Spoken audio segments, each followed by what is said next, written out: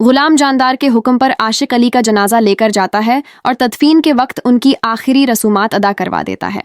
बंदे उन्हें दफना कर वापस आते हैं तो सुंदरी बुरी तरह टूटी हुई होती है। वो रोते हुए गुलाम से कहती है, गुलाम, अब मेरा इस दुनिया में कोई नहीं रहा, मैं पूरी दुनिया में बिल्कुल अकेली हो गई हूँ। इसके बाद गुलाम सुंदरी को हौसला देता है और कहता है कि वो अकेली नहीं है। गुलाम की नेकी और अपनायत देखकर सुंदरी के दिल में भी उसके लिए एक नया एहसास पैदा हो जाता है। इधर बादशाह अपनी फूफू खुशी के पास आता है और प्यार से पूछता है, फूफू, आपने शादी क्यों नहीं की? क्या वजह है कि आप 22 साल से इसी कमरे में बंद हैं?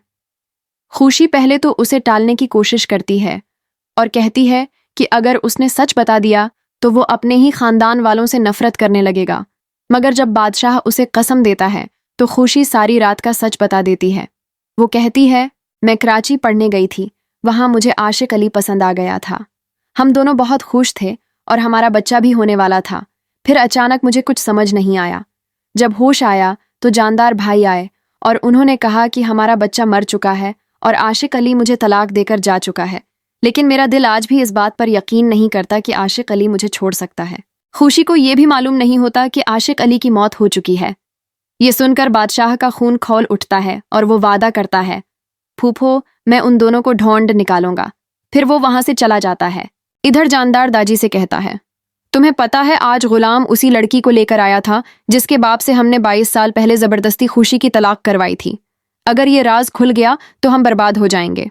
दूसरी तरफ सुंदरी रात को गुलाम को कॉल करती है और बताती है कि कुछ लोग आए थे और सारा सामान लूट कर ले गए हैं। उसे बहुत डर लग रहा है, इसलिए वो उसे अपने घर ले जाए। गुलाम फौरन अपनी माँ लाजो के पास आता है और कहता है, अम्मी, वो वहाँ बिल्कुल अकेली है, उसका वहाँ अकेले रहना खतरे से खाली नहीं है। दूसरी तरफ जानदार को इस बात की खबर हो जाती है।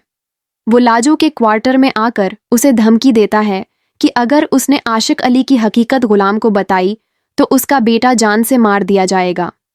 लाजो घबरा जाती है और गुलाम से झूठ बोल देती है कि वो सुंदरी से निकाह कर ले, वरना जानदार उसे और सुंदरी दोनों को नुकसान पहुंचा देगा।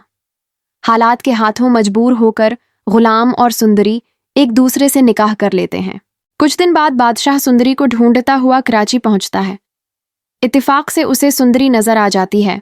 वो खुशी से बेकाबू होकर उसके पास जाता है और अपनी अम्मी की पायल निकाल कर उसे देता है।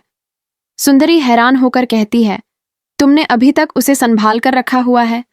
मैं तो समझती थी तुम्हें इस मामूली सी पायल की भी खबर नहीं होगी।